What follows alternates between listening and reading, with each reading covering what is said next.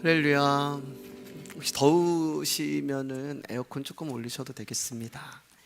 예. 우리 옆 사람하고 인사할까요? 귀하십니다. 네. 오늘 말씀의 제목 먼저 읽어보도록 하겠습니다. 시작. 우리가 2주 동안 이제 사무엘하 11장의 다윗의 범죄를 우리가 이제 살펴봤잖아요. 그런데 여러분, 다윗의 범죄는 순간적으로 또 우발적으로 일어난 것이 아니라 철저하게 계획적으로 치밀하게 짜여진 범죄라는 것을 알 수가 있습니다. 다윗은 늦게 침상에서 일어나 지붕을 거닐다가 목욕하는 여인을 봤어요. 보는 것으로 멈춰야 했는데 다윗은 자신이 본 그 여인인지 여인이 누구인지를 사람을 보내서 알아봅니다. 그리고 그 여인이 우리아의 아내라는 것을 알 수 있게 되죠. 자신의 충직한 부하 중 한 사람인 우리아의 아내라는 것을 알았을 때 그때 다윗은 멈췄어야 했습니다. 그런데 다윗은 우리아가 집에 없고 전쟁터에 나가 있다는 것을 이용하여 그 여인을 궁으로 불러들입니다. 그런데 그 여인이 부정한 기간이었어요. 즉 생리를 하고 있었어요. 다윗은 그때 멈췄어야 했습니다. 그런데 그 부정한 기간이 끝날 때까지 기다렸다가 다윗은 그 여인을 간음을 합니다. 이처럼 죄는 여러분, 우리가 보는 것에서 시작을 해서 점점 우리를 장악해 가기 시작하는 거예요.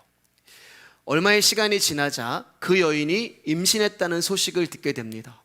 다윗은 초조해지고 불안해지기 시작합니다. 왜냐하면 자신도 모르는 사이에 더 이상 돌이킬 수 없을 만큼 죄라는 깊은 수렁에 빠져 있었기 때문이에요. 우리가 이 깊은 수렁에 대해서는 이제 다음 주에 자세하게 나누도록 하겠습니다. 밧세바가 임신한 아이는 다윗이 간음이라는 죄의 증거물이 되는 거예요. 그렇기 때문에 그 증거가 드러나면 다윗은 간음한 죄인이라는 것이 밝혀지는 것이기에 다윗은 수단과 방법을 가리지 않고 그 증거물을 숨겨야 했어요. 그래야만 다윗은 계속 왕의 자리에 앉아서 당당한 척, 거룩한 척, 깨끗한 척, 믿음이 있는 척, 그리고 안 그런 척하며 살아갈 수 있기 때문입니다. 다윗은 그 아기가 자신의 아이가 아닌 것처럼 조작을 해서 자신의 죄를 덮으려 했어요. 그래서 전쟁터에 나가 있는 우리아를 불러들이고 우리아가 집에 들어간 밧세바와 관계를 하게 만들어서 자신의 계략을 완성시키려고 했던 것입니다. 그런데 우리아가 집에 돌아가지 않고 다윗의 계획은 실패를 하게 됩니다. 그리고 자신의 죄의 소욕의 결과가 드러나는 것이 두려웠던 다윗은 마음이 급해져서 다음 계략을 세우는데 우리아를 죽여버리는 거예요. 보는 것으로 시작한 죄는 간음으로 이어지고 결국 살인까지 하게 만드는 것입니다. 다윗은 중간중간에 얼마든지 멈출 수 있었고 선택할 수 있었어요. 그리고 그냥 혼자 끝낼 수도 있습니다. 그러면 아무 문제가 될 것이 없는 거예요. 자신의 마음을 주님 앞에 회개만 하면 되는 것입니다. 그런데 이제 다윗은 멈출 수가 없는 거예요. 왜냐하면 이미 죄가 다윗의 마음을 장악해 가고 있었기 때문에 그렇습니다. 즉 다윗이 죄를 짓는 것이 아니라 다윗을 장악한 죄가 다윗을 죄의 자리로, 사망의 자리로 끌고 가고 있기 때문이에요. 그리고 결국 자신을 위하여 목숨을 걸고 싸우는 충직한 부하인 우리아를 암몬의 칼에 죽게 만들어 버림으로 자신의 계략을 완성합니다. 다윗은 자신이 죄를 지었음에도 불구하고 우리아를 자신이 지은 죄의 자리에 앉혀놓고 자신은 그 죄와 아무 상관도 없는 것처럼 살짝 빠져나와 버려요. 여기까지가 우리가 2주 동안 나눴던 줄거리가 되죠. 그리고 이 우리아는 다윗을 대신하여 죄 없이 돌아가신 예수 그리스도라는 것에 대해서 우리가 지난 시간에 말씀을 나눴죠. 그래서 마태복음 보면은 솔로몬을 다윗의 아들이라 얘기하지 아니하고 햇사람 우리아의 아들이다 라고 하는 그 말씀의 비밀이 바로 어떤 것인지에 대해서 지난 시간에 나눴습니다.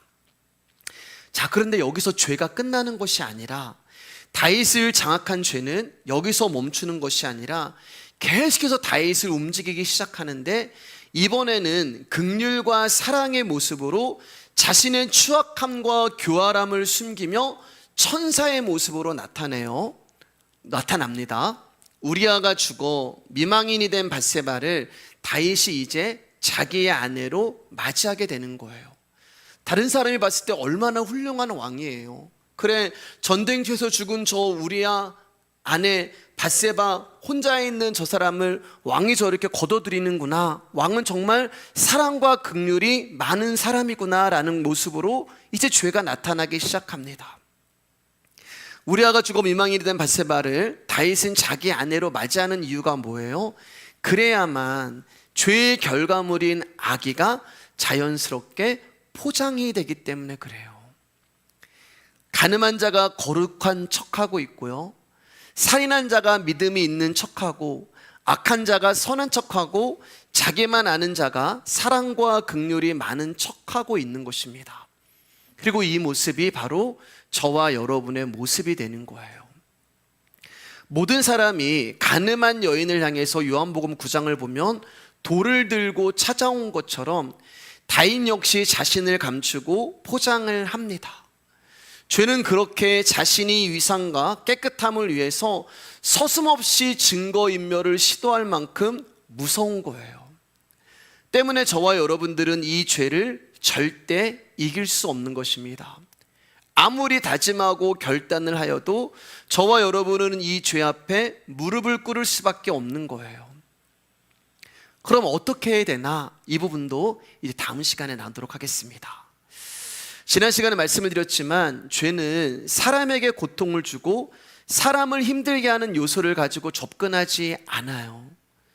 죄는 사람들이 좋아할 것을 가지고 접근을 합니다. 사람을 위하는 것, 사람이 좋아할 만한 것을 믿기로 하여 그 사람을 끌어당기는 것이 죄가 우리를 넘어지게 하는 방법이 되는 것입니다. 여러분, 우리가 죄 짓고 나서 후회를 하지 죄를 지을 때는 후회하지 않잖아요. 다윗이 밧세바와 동침할 때 힘들어하고 괴로워하지 않았습니다. 다윗이 밧세바와 동침하는 것은 다윗에게 즐거움이었어요. 이처럼 죄라는 것은 인간이 좋아하는 것을 제공하며 다가오는 것이고, 그리고 내가 짓는 죄라는 것은 결국 내가 가장 좋아하는 것이고 또 나의 가장 연약한 부분이 되는 것이고, 죄는 나의 연약한 부분을 공격하는 거예요. 이런 죄를 우리는 이길 수가 없는 것입니다. 자, 그럼 밧세바를 간음하고 우리아를 살해한 다윗의 마음은 어땠을까? 즐거웠을까요? 물론 밧세바와 동침하는 그 순간은 즐거웠을 것입니다. 그런데 여러분, 우리가 죄를 짓고 나면은 찾아오는 것이 있어요. 후회가 찾아와요. 우리아만 죽이면 모든 것이 끝일 거라고 생각을 했어요. 그런데 다윗에게 고통이 찾아옵니다. 그것을 세 글자로 죄책감이라고 이야기를 해요.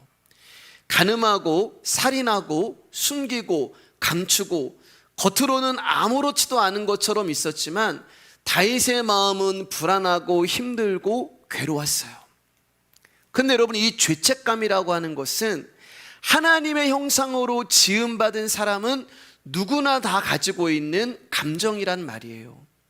다시 말해서 하나님이 선택하고 부르시지 않은 자라 할지라도, 복음을 알지 못하는 자라 할지라도 죄를 지면 그 마음이 괴롭고 아프다는 것입니다.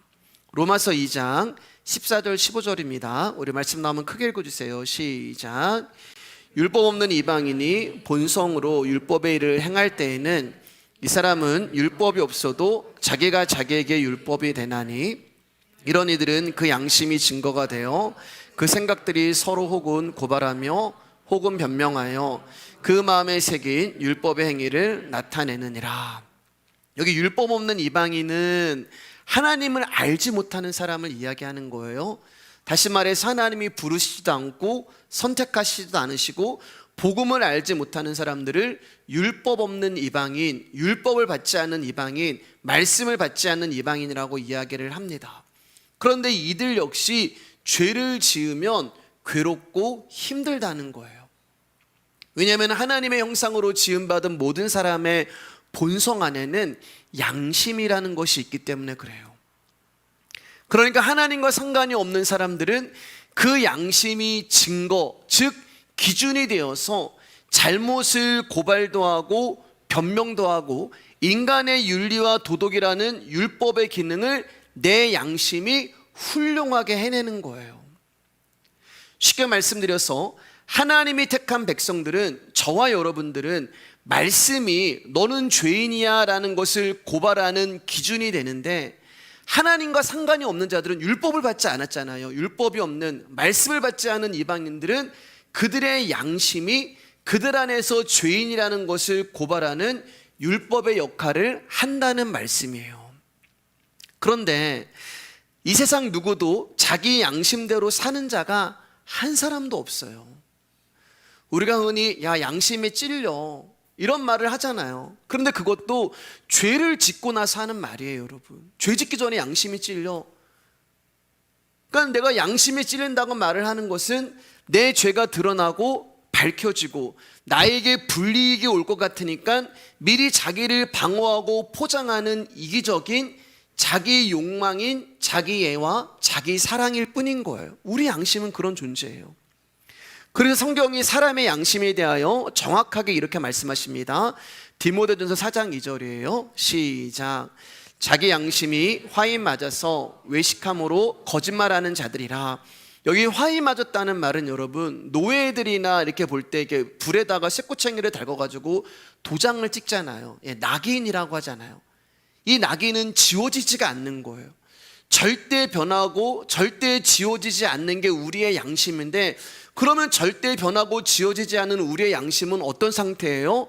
거짓말하는 자들이라는 거예요. 우리는 본성이 그런 자들이라는 거예요. 저와 여러분들의 본성은 마귀의 자녀들이기 때문에 우리의 본성은 속이는 자고 거짓말하는 자인 거예요. 이게 우리의 양심인 거예요. 그러니까 화인 맞은 거짓과 속임수인 양심이 기준이 되어 율법의 노릇을 하니까 우리를 어디로 끌고 가냐면은 바로 심판과 멸망의 자리로 우리를 끌고 간다는 것입니다. 여러분, 솔직히 우리 가운데 나는 지금까지 내 양심대로 떳떳하게 살았다라고 말하실 수 있는 분이 이 가운데 누가 있으시겠어요? 한 분도 없을 거예요.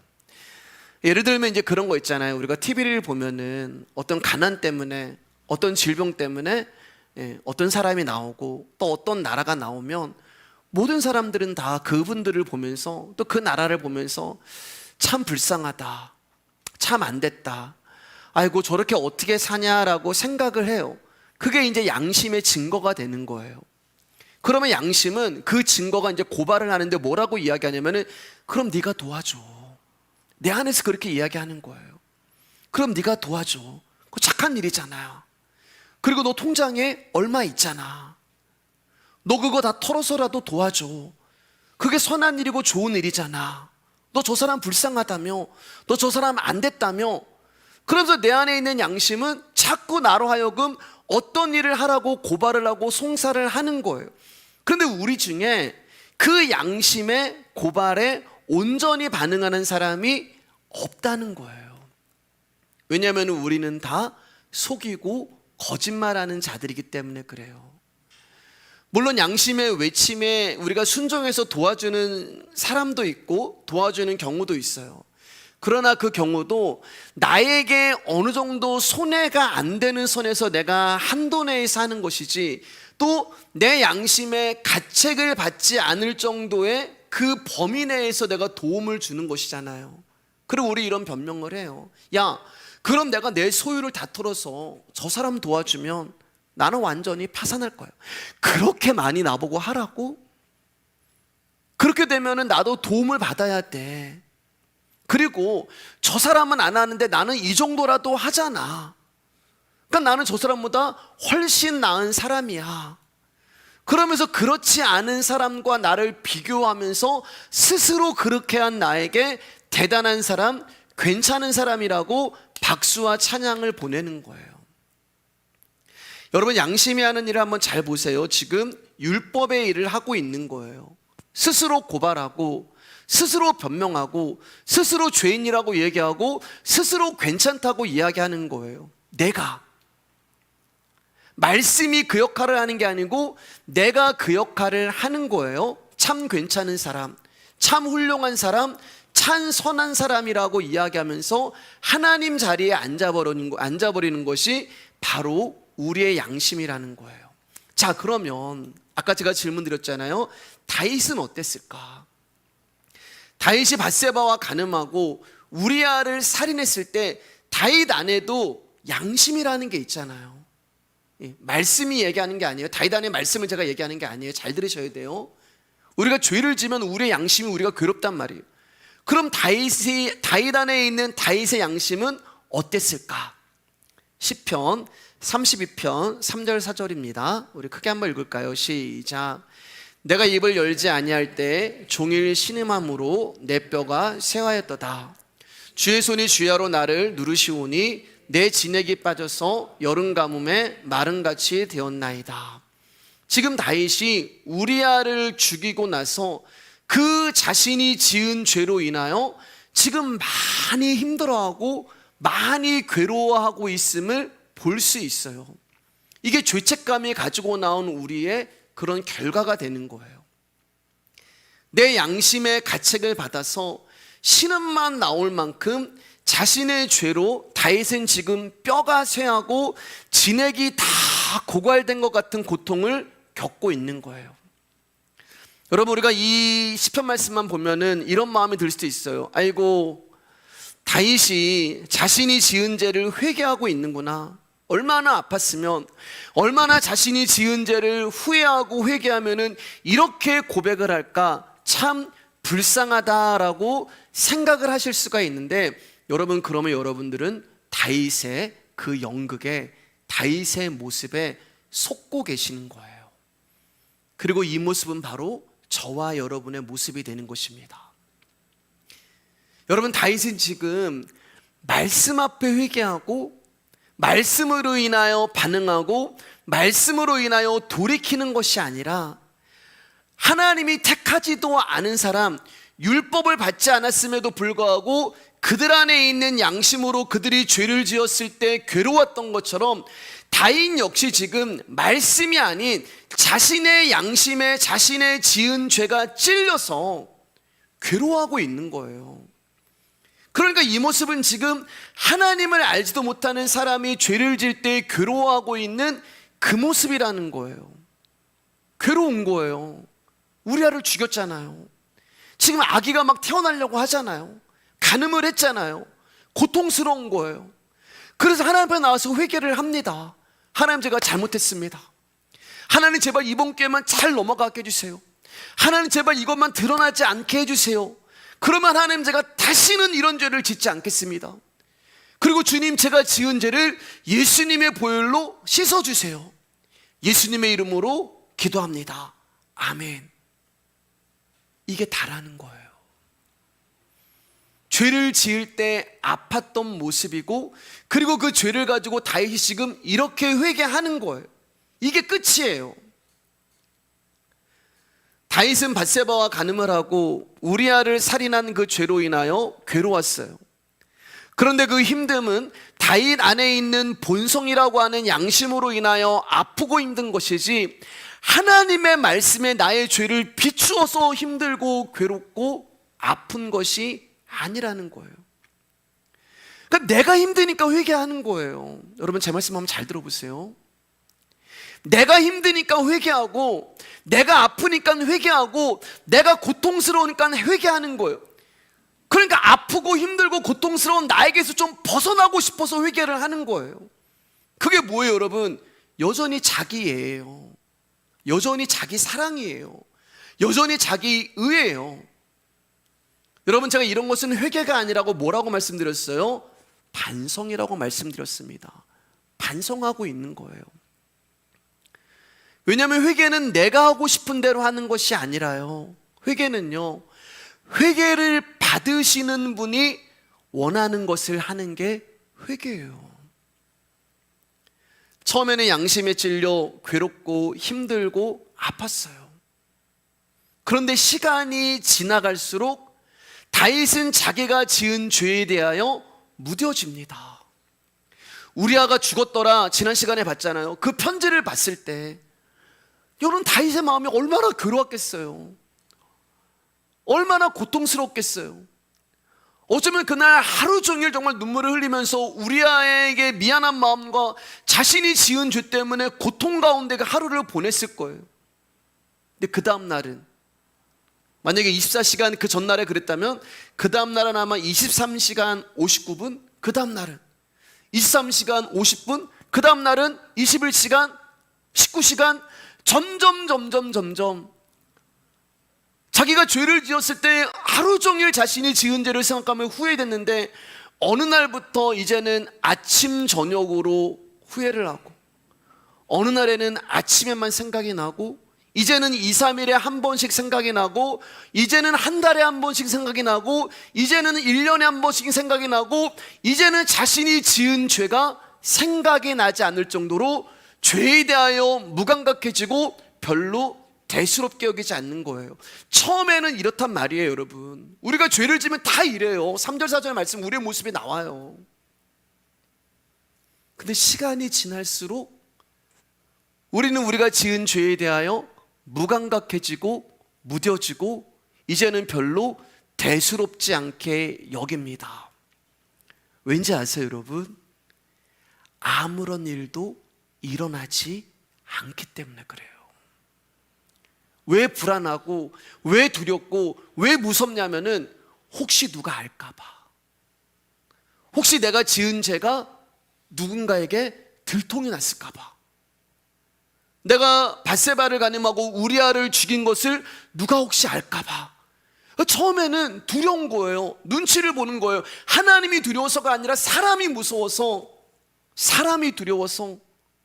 근데 시간이 지나요. 누구도 이 사건에 대해서 이야기를 하지 않습니다. 누구도 모르는 것 같아요. 아무도 알지 못하는 것 같아요. 그리고 내가 죄를 지면 하나님 나한테 벼락을 치실 줄 알았는데, 하나님이 내가 죄를 지면 나한테 질병을 주시고 나를 쫄딱 망하게 하실 줄 알았는데, 아무런 일도 일어나지 않고 여전히 나는 왕의 자리에서 평안을 누리고 있다는 말입니다.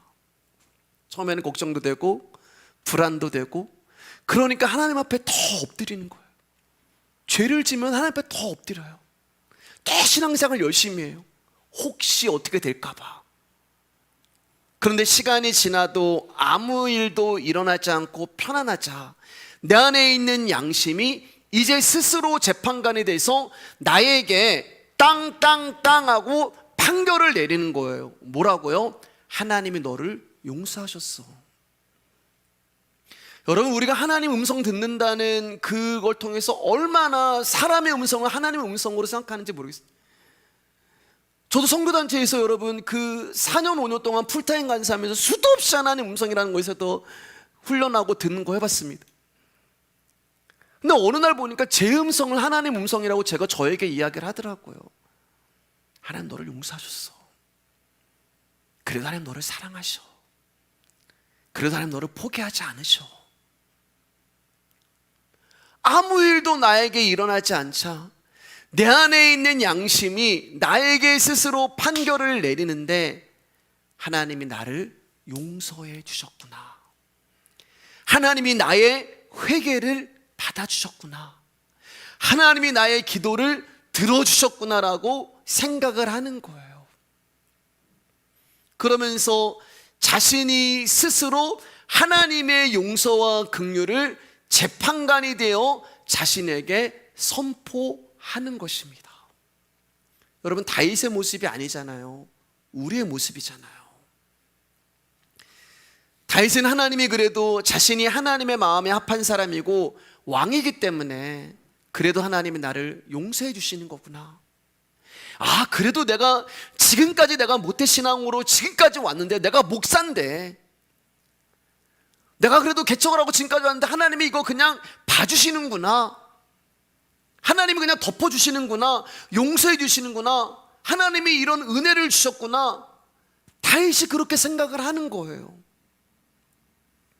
그런데 하나님은 당신이 사랑하는 다윗의 죄에 대하여 이제 입을 여십니다. 이게 오늘 우리가 나눌 본문의 제목인 나단 선지자의 이야기가 되는 거예요.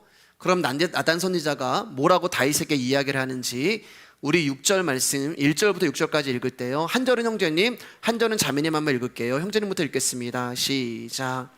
여호와께서 나단을 다윗에게 보내시니 그가 다윗에게 가서 그에게 이르되 한 성읍에 두 사람이 있는데 한 사람은 부하고 한 사람은 가난하니 그 부한 사람은 양과 소가 심히 많으나 가난한 사람은 아무것도 없고 자기가 사서 기르는 작은 암양 새끼 한 마리뿐이라 그 암양 새끼는 그와 그의 자식과 함께 자라며 그가 먹는 것을 먹으며 그의 잔으로 마시며 그의 품에 누움으로 그에게는 딸처럼 되었거늘 어떤 행인이 그 부자에게 오매 부자가 자기에게 온 행인을 위하여 자기의 양과 소를 아껴 잡지 아니하고 가난한 사람의 양 새끼를 빼앗아다가 자기에게 온 사람을 위하여 잡았나이다 하니 다윗이 그 사람으로 말미암아 노하여 나단에게 이르되 여호와의 살아계심을 두고 맹세하노니 이 일을 행한 그 사람은 마땅히 죽을지라 그가 불쌍히 여기지 아니하고 이런 일을 행하였으니 그 양 새끼를 4배나 갚아줘야 하리라 한지라. 이제 밧세바와 가늠한 아기가 태어났습니다. 그리고 모든 것이 평안했어요. 이제 얼마 정도의 시간이 지났을 때 하나님이 오늘 1절 말씀을 보면은 나단 선지자를 다윗에게 보냅니다. 그리고 나단의 입을 열어서 다윗에게 이렇게 이야기를 합니다. 왕이시여, 어느 마을에 양과 소를 많이 둔 부자와 그 옆집에 양 한 마리를 자기 딸처럼 여기며 사는 가난한 사람이 살았습니다. 어느 날 이 부자에게 손님이 찾아왔는데 부자는 이 손님에게 식사를 대접하기 위하여 자기의 양과 소를 잡지 아니하고 그 가난한 사람이 딸처럼 여기는 양 한 마리를 강제로 빼앗아 잡아 죽였습니다. 왕이시여, 이 일을 어찌해야 합니까? 여러분, 저와 여러분들은 이 스토리를 알고 있기 때문에 나단이 하는 이야기가 다윗의 죄를 지적하고 책망하기 위한 것이라는 것을 알고 있어요. 그러나 다윗의 입장에서 이 이야기를 들었을 때는 다윗은 지금 나단이 자신이 지은 간음죄와 살인죄를 지적하고 책망하는 소리로 들리지 않습니다. 그리고 다윗이 지금 이렇게 반응을 하는 거예요. 자, 그러면 이상한 게 하나 있어요. 하나님이 왜 다윗의 죄를 지적하시고 책망하시기 위하여 나단을 보내셨고 나단을 통해서 말씀하시는데 왜 직접적으로 다윗이 지은 간음죄와 살인죄에 대해서 말씀하는 것이 아니라 왜 어떤 가상적인 비유를 통하여서 다윗에게 말씀을 하고 계시는 것일까요? 왜 그럴까요, 여러분? 나단 선지자가 와서 너 간음했지, 너 살인했지, 하나님이 그거 너 죄라고 여기서 하나님 싫어하셔, 이렇게 얘기해도 되는데 왜 하나님은 다윗이 지은 간음죄와 살인에 대해서는 이런 방구도 하지 않으시고 가상의 비유를 통하여서 지금 다윗에게 왜 어떠한 메시지를 주고 계시냐는 거예요. 그것은 여러분, 하나님이 보시는 다윗의 죄는 간음도 아니고 살인도 아니기 때문에 그래요. 오늘은 여기 이제 결론을 못 냅니다. 여러분, 다음 주에 이것도 이제 다루겠습니다. 그럼 우리는 다윗에게서 지금 간음이라는 죄와 살인이라는 죄를 중요한 죄로 보고 있는데 하나님은 그것을 중요하게 보시지 않는 거예요. 그리고 그거보다 더 중요한 것을 보고 계신다는 거예요. 심판하실 권한이 있으신 하나님께서 보고 계시는 죄악과 저와 여러분들이 생각하는 죄악이 다르다는 거예요. 이게 하나님의 생각과 우리의 생각이 다르는 거예요. 그렇기 때문에 우리는 하나님이 우리를 심판하시는 그 죄가 무엇인지도 모른 채 맨날 엉뚱한 것만 회개하다가 지옥에 갈 수가 있는 거예요. 하나님이 죄라고 여기는 것을 우리가 회개해야 된단 말입니다. 내가 죄라고 여기는 것을 회개하는 게 아니고요. 다윗은 나단이 하는 말을 알아듣지 못합니다. 그리고 실제 일어났던 일로, 사건으로 생각을 해서 분노하면서 노를 바라죠. 그런 천일 공로할 사람이 이스라엘 땅 가운데 있다는 것이냐? 내가 그를 여호와의 살아계심을 두고 맹세하노니 반드시 죽이리라. 다윗은 지금 나단 선지자의 말에서 다른 사람의 죄와 악만 보이지 자신의 허물을 전혀 보지 못하고 있는 거예요.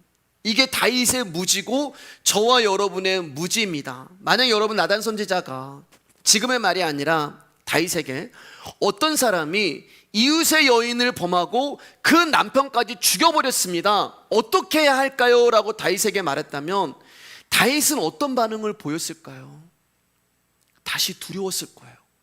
다시 떨렸을 거예요. 그동안 자신이 잊고 있었던 자신의 허물을 떠올리면서 괴로웠을 거예요. 왜요? 자기가 실제 했던 행동들이기 때문에 그래요. 그런데 나단 선지자의 말에는 다윗의 행동이 담겨 있지 않습니다. 그렇기 때문에 다윗은 그저 가난한 자의 재물을 탐내서 빼앗고 있는 그 부자의 모습만 보이는 거예요. 때문에 왕으로서 그 양새끼를 빼앗은 부자에 대해서 마땅히 죽을 자라, 여호와의 살아계심을 두고 맹세하노니 그는 죽어야 돼. 그리고 양새끼를 4배나 갚아야 줘야 한다는 처벌을 내리고 있는 거예요. 나단 선지자의 말에는 분명 다윗의 죄가 담겨 있어요. 그리고 그것은 나단 선지자가 보는 것이 아니라 하나님이 지금 다윗에게 보시는 죄가 되는 것입니다. 그래서 1절 보면은 여호와께서 나단을 다윗에게 보내셨다라는 말씀을 하고 계시는 거예요. 그러니까 나단이 어떤 개인적인 의분으로 다윗을 찾아온 것이 아니라 하나님께서 다윗의 죄를 책망하시기 위해서 나단 선지자를 보냈단 말입니다. 그렇기 때문에 지금 이 말은 나단의 이야기가 아니라, 오늘 제목은 나단 선지자의 이야기잖아요. 근데 정확한 것은 나단의 이야기가 아니라 하나님께서 다윗에게 하시는 말씀이 되는 거예요. 우리는 다윗의 죄를 밧세바의 간음, 우리아의 살인, 아니면 전쟁 중이었는데 궁에서 있는 나태함으로 생각할 수가 있어요. 그러나 그것은 여전히 죄를 우리의 윤리와 도덕으로 보는 좁은 시각에서 가져오는 그런 처우가 되는 것입니다. 그리고 죄에 대한 우리의 이런 좁은 소견으로 인하여서 성경을 대하기 때문에 많은 사람들이 자신이 죄인이라는 것을 인정하지 못하고 자신의 죄를 보지 못하고 오히려 사람들 앞에 당당하게 서는 거예요. 왜? 나는 간음하지 않았거든요. 나는 살인하지 않았거든요. 그렇기 때문에 다윗은 죄인이지만 나는 죄인이 아니야 라는 당당함을 갖게 되는 거예요. 하지만 하나님께서 나단 선지자를 세워서 다윗의 간음과 살인을 지적하지 않고 있다는 것을 저와 여러분들이 깨닫게 된다면 지금 우리 자신들이 얼마나 깊은 죄 속에 빠져 살아가고 있는지를 실감하게 되실 거예요. 여러분, 이제 며칠 전에 괌에 큰 태풍이 와서 많은 사람들이 이제 고생을 하며 고통을 받고 있다는 것을 이제 뉴스 통해서 보셨잖아요. 태풍이 와서 괌 현지인뿐 아니라 부모님을 모시고 여행을 간 사람들, 신혼여행 가신 분들, 이런 분들이 발이 묶여서 보니까 이제 식사도 못하고 물도 구하지 못하고 약도 구하지 못하고 전기도 끊기고 물도 끊기고, 그래서 아픔과 눈물로 고통을 받은 거예요. 근데 여러분, 괌만 그런 게 아니잖아요. 전 세계에서 지진과 해일이, 재앙이 일어나고 있고, 그리고 지금 우크라이나와 러시아와의 전쟁으로 지금 수만 명의 사상자가 발생하잖아요. 여러분, 우리 오늘 또 지금 난리가 났잖아요. 대피 이제 문자 오고, 서울에 있는 저희 본가에서도 막 이제 무슨 일 없냐고, 우리 경기도는 아무 일 없었는데 막 거기 지금 난리가 났더라고요, 새벽에요. 여러분, 이런 거 보시면서 어떤 생각을 하세요? 어마어마한 재난, 그리고 지금도 일어나는 전쟁, 우리나라도 언제 터질지 모르는 그런 위기, 이런 거 보면서 여러분 어떤 생각이 드세요? 어떤 분들은 세상의 종말이 가까웠음을 생각할 수도 있고, 하나님의 전능하심을 생각하실 수도 있고, 또 재난당한 사람들을 보면서 불쌍하다 여길 수도 있고, 아유 나는 돈이 없어서 괌에 못 갔으니까 돈 없는 게 나한테 참 복이다라고 생각하시는 분도 있을 것이고, 그 중요한 것은 여러분, 그들이 알고 괌을 갔냐는 거예요. 그들이 알고. 태풍이 올 줄 알고 괌을 가는 멍청한 사람들이 어디 있어요?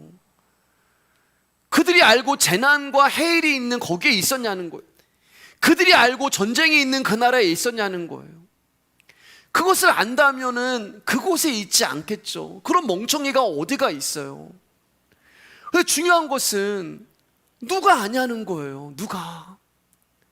내가 간 그 관광지에 태풍이 올지 누가 알았겠어요? 내가 살고 있는 이 땅에 전쟁이 일어날지 누가 알았겠어요? 내가 보고 싶은 내 가족이 있는 곳에 재난이 일어날지 누가 알았냐고요. 여러분 요새 뉴스를 보면은 무시무시하고 정말 무서운 일들이 많잖아요. 저도 이제 딸아이가 있다 보니까 뉴스에 이제 뭐 교제 폭력, 데이트 폭력이라는 것을 보면은 마음이 막 이렇게 좀 이상해요. 우리 누군가를 만나가지고 결혼을 해야 되는데, 그래서 그게 이제 기도 제목이 되는 거예요. 근데 여러분, 그런 사건 사고가 나에게 안 일어나리란 보장을 어떻게 하실 수 있냐는 거예요. 잠시 후에 내 인생에 어떤 일이 일어날지 어떻게 알고, 잠시 후에 내 인생 가운데 고통이 찾아올지 아픔이 찾아올지 재난과 눈물과 슬픔이 찾아올지 어떻게 아냐는 거예요. 잠시 후에 내가 어떤 사람을 만날지 어떤 일이 나에게 생길지 어떻게 아냐는 거예요. 그렇기 때문에 여러분, 우리는 전부 바보 멍청이들인 거예요. 저와 여러분들은요, 우리는 전부 바보 멍청이들이에요. 멍청이가 되고 싶어서 멍청이가 아니라 우리는 바보 멍청이로 존재하며 살아가고 있는 것입니다. 왜냐하면 우리가 살아가고 있는 이 세상이라는 곳은 결코 안전한 곳이 못 되기 때문에 그래요. 여러분, 솔직히 무슨 일로 인해 오늘 죽을지 내일 죽을지 알 수 없는 것이 우리의 인생이며 우리의 삶이잖아요. 그럼 여러분, 우리가 이 위험천만한 이 세상의 틈바구니 속에서 오늘 8시에 고음로 154번지 세라빌딩 2층 말씀의 교회에 나오셔서 저와 여러분들이 하나님의 말씀을 듣고 있다는 것이 은혜잖아요. 아멘. 은혜잖아요. 내가 오늘 죽지 않고 생존해서 숨을 쉰다는 것이 기적이잖아요. 언제 죽을지 모르는 바보 멍청이인 우리를 하나님이 너 오늘 이 말씀 꼭 들어야 돼 라고 우리를 이 자리에 부르신 것이 하나님의 은혜임을 안다면 여러분, 우리 안에 진정한 감사가 나와야 하는 거잖아요. 그런데 우리는 세상의 재난들, 사건들, 사고들을 보면서도 감사는커녕 불평과 원망으로 살아가고 있어요. 왠지 아세요? 그것은 타인이 겪는 재난이 아무리 크다 한들 내 형편보다 중요하지 않다고 생각하기 때문에 그래요. 즉, 이 땅이 전부고 내 자신이 더 중요하다는 생각으로 사는 것이 바보 멍청인데도 우리는 타인은 어떻게 되든 그것들을 보면서 내 현실이 더 지금 중요하지 그것에 대해서 깨닫지 못해요. 그리고 이 사고방식이 다윗에게 있는 것이고, 하나님은 그것을 깨닫게 하시기 위하여 오늘 나단 선지자를 보낸 것입니다. 자, 그럼 이제 나단 선지자의 이야기를 한번 들어보도록 하겠습니다. 우리는 나단 선지자의 얘기의 중점을 부자가 가난한 자의 것을 빼앗은 것에 두고 있어요. 그리고 부자에 대해서 다윗과 같은 분노를 가질 것입니다. 왜냐하면 사람은 약자 편을 들고 싶어하는 동정심이 있기 때문에 그래요.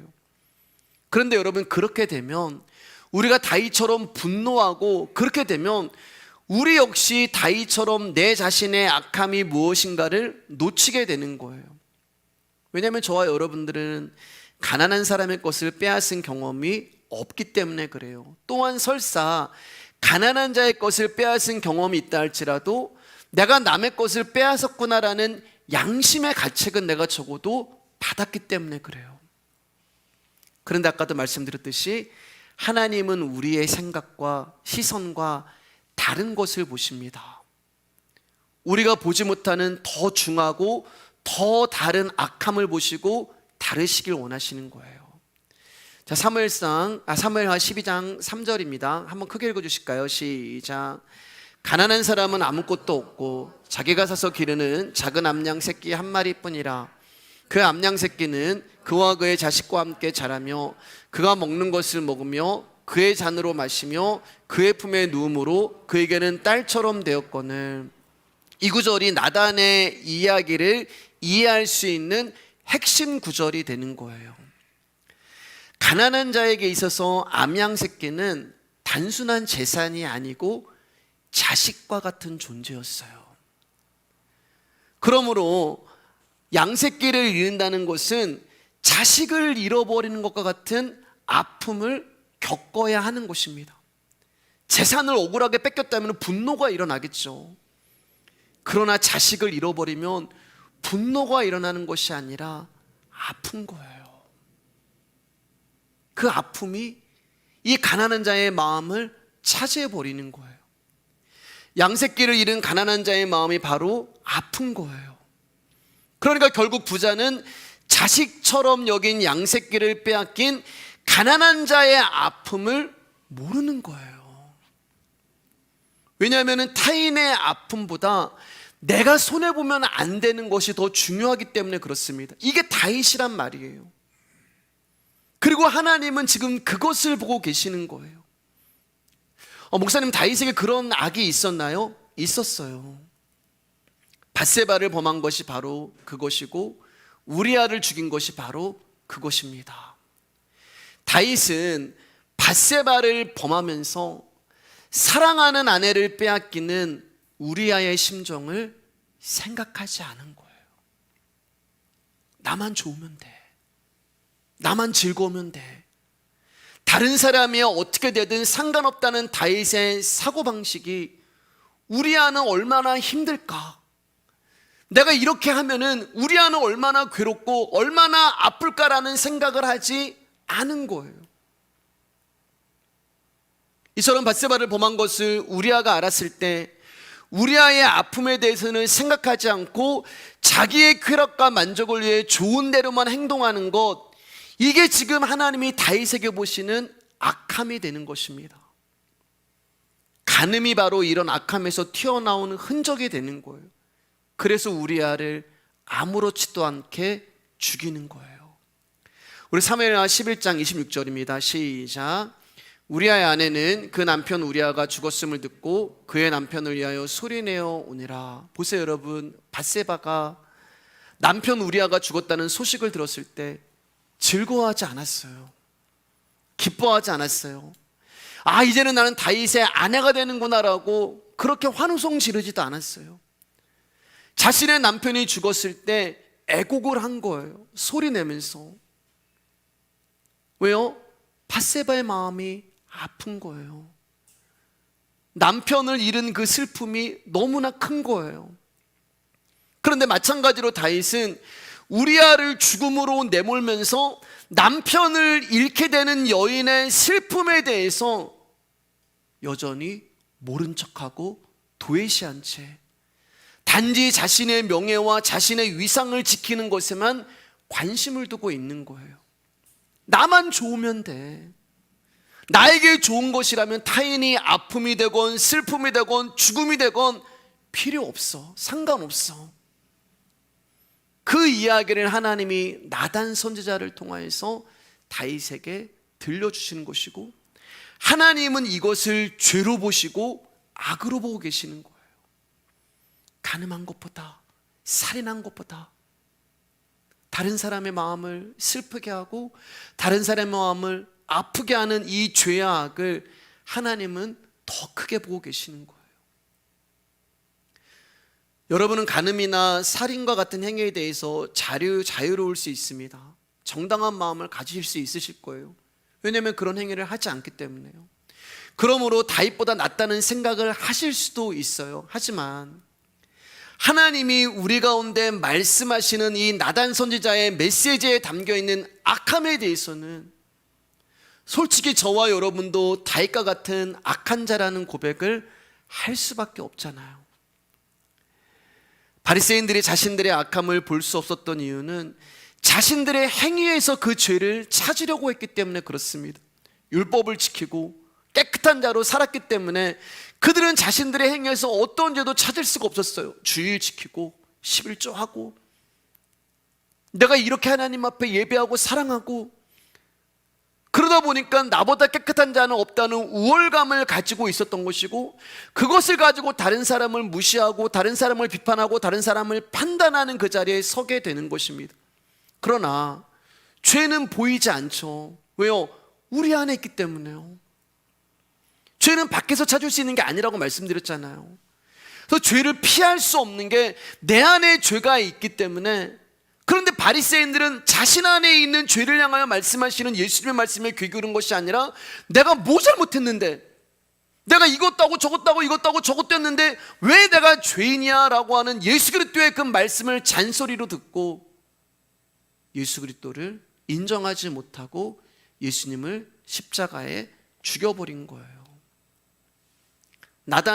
다윗은 여러분, 이 나단 선지자의 말에 반응을 합니다. 우리 이제 다음 주에 뵙겠지만, 그리고 자신이 죄인이라는 것을 인정하면서 다시 회개를 해요. 아까 시편 32편에 봤던 그 회개가 아니라, 다윗이 이제 회개를 하는데 어떻게 회개하냐면은 자기의 침대가 자기의 눈물로 인하여서 강물이 되어서 둥둥 떠다닌다 할 정도로 자기가 지은 죄에 대해서 아파요. 그리고 자기가 깊은 수렁에 빠져 있다는 것을 알게 돼요. 그것을 깨달았을 때 내 힘으로 이 죄를 해결할 수 없구나라는 것을 다윗이 깨닫게 됩니다. 근데 그 자리로 가는 게 뭐냐면 말씀이란 말이에요. 하나님의 말씀이 내 안에 울림이 되고 하나님의 말씀이 내 귀를 듣고 깨달음이 왔을 때, 그래요 주님 제가 죄인입니다 라고 다윗의 자리로 가는 것이 귀한 거예요. 바리새인들은 그렇지 않았단 말이에요. 자신의 죄를 지적하는 그 말씀, 너는 아무것도 할 수 없는 존재라고 하는 그 말씀을 잔소리로 듣고 복음에 대하여서 분노하고 그 복음을 증거하신 예수님을 십자가에 죽여버린 거예요. 사랑하는 여러분, 나단 선지자의 말에서 자신의 악함을 보지 못한 다윗처럼 우리 역시 하나님의 말씀을 들으면서 나 자신의 악함을 보지 못하는 경우가 태반이에요. 그리고 우리는 나는 정당한데 저 사람은 정당하지 못해, 그것만 눈에 들어올 뿐이에요. 내가 세상을 어떻게 살아가고 있는지를 간파하지 못합니다. 그런 우리가 어떻게 예수님의 십자가의 은혜를 이야기할 수가 있겠어요? 자신의 죄를 보지 못한다는 것은 우리 안에 들보가 있잖아요. 우리 안에 들보가. 나의 죄도 보지 못하면서 예수님의 죽으심에 대해서 어떻게 감사할 수가 있겠어요? 그렇기 때문에 여러분, 어쩌면 우리의 신앙이라는 것은 이미 오래전부터 액자 안의 그림처럼 그저 장식용으로 들어가 있는 그런 모습으로 전락해 버렸을 수도 있는 것입니다. 그런데 감사한 것은 이런 우리를 오늘도 나단 선지자 되시는 예수님이 찾아오셔서 말씀을 들려주신다는 거예요. 그리고 놀랍게도 그분이 우리의 죄와 상관없이 저와 여러분들을 당신의 자녀로, 백성으로 관계하시는 거예요.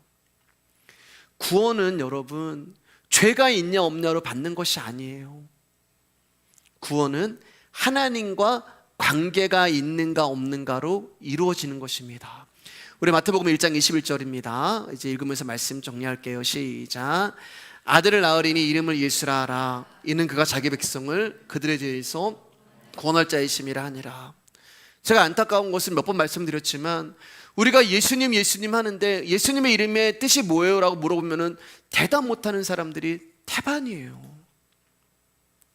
여러분, 예수님의 이름은 뜻은 하나예요. 자기 백성을 그들의 죄에서 구원하기 위하여 이 땅에 오신 것입니다. 그러니까 예수님이 이 땅에 오신 이유는 처음부터 그 목적이 너무도 확고하고 분명한 이유가 있는 거예요. 예수님의 오심은 가난한 자들을 그 속에서 건지시기 위함도 아니고, 세상의 어떤 골치 아픈 문제를 해방시키러 오신 것도 아니고, 질병의 고통 속에서 놓인 자들을 치료하시기 위해서 오신 것도 아니고, 우리의 필요를 채워주기 위해서 오신 것도 아니고, 예수님 이 땅에 오신 이유는 딱 하나예요. 오직 저와 여러분들을 죄에서 건지시기 위하여, 즉 저와 여러분의 힘으로는 도저히 해결할 수 없는 죄의 문제를 해결하기 위하여 하나님이 보내신 말씀이신 나단 선지자의 모습으로 오늘도 우리를 찾아오신 거예요. 그렇기 때문에 여러분, 그분으로부터 내가 어떤 존재인지 책망과 지적의 말씀을 듣는 것이 은혜인 것입니다. 예전에 제가 너무 이제 복음과 십자가 예수 그리스도만 증거하니까 한 분이, 목사님 너무 예수님 이야기 좀 그만하세요, 그러시면 피곤하다고. 근데 여러분, 말씀이 이렇게 가르치고 있는데 어떻게 다른 이야기를 할 수가 있겠어요? 여러분, 그분이 나의 죄를 책망하고 지적하시는 말씀이 나에게 들리고 나에게 찔림이 될 때 그게 은혜가 되고 생명이 되는 거예요. 그 찔림이 없고 들리지 않는 게 문제란 말입니다. 이 은혜 앞에 내가 구원을 베푸신 하나님께 무엇으로 갚을 수 있을까요? 라며 예수 그리스도의 십자가 앞에서 아직도 내게 무슨 행위가 있어야 할까, 내지는 말씀을 어떻게 지켜야 할까라고는 물음이 나온다면 그건 아직도 십자가의 의미를 알지 못하는 사람인 것입니다. 우리는 그저 다윗과 같은 존재인 저와 여러분들이 어떻게 그분의 백성이 되었고, 간음하고 살인하고 다른 사람의 아픔을 알지도 못하고 나만 사랑하는 나 같은 존재가 어떻게 하나님의 자녀가 되었는지 죄인으로서의 깊은 감사와 부끄러움에 대한 자각과 감사만 가지고 여러분 이 앞에 계시면 되는 거예요. 신앙은 주님께로 깊숙이 들어가는 것입니다. 십자가에 죽으셨던 주님 안으로 깊이 들어가시고 예수님이 흘리신 그 피가 우리의 생명이며 구원임을 믿는 것입니다. 그리고 예수님이 아니고서는 우리에게 희망이 없다는 것을 아는 것이 신앙이 되는 거예요. 사랑하는 여러분이 말씀 앞에 두려움을 가지시길 주님의 이름으로 축복합니다. 그리고 오늘 말씀을 통하여서 간음이나 살인을 죄로 지적하는 것이 아니라 타인의 아픔을 생각하지 않고 자기 좋은 대로 살아가는 것을 악으로 말씀하시는 그 하나님에 대하여서도 깊이 묵상하시는 시간 되기를 주님의 이름으로 축복합니다. 오늘은 여기까지 하고요, 다음 주에 또 이어서 하도록 하겠습니다.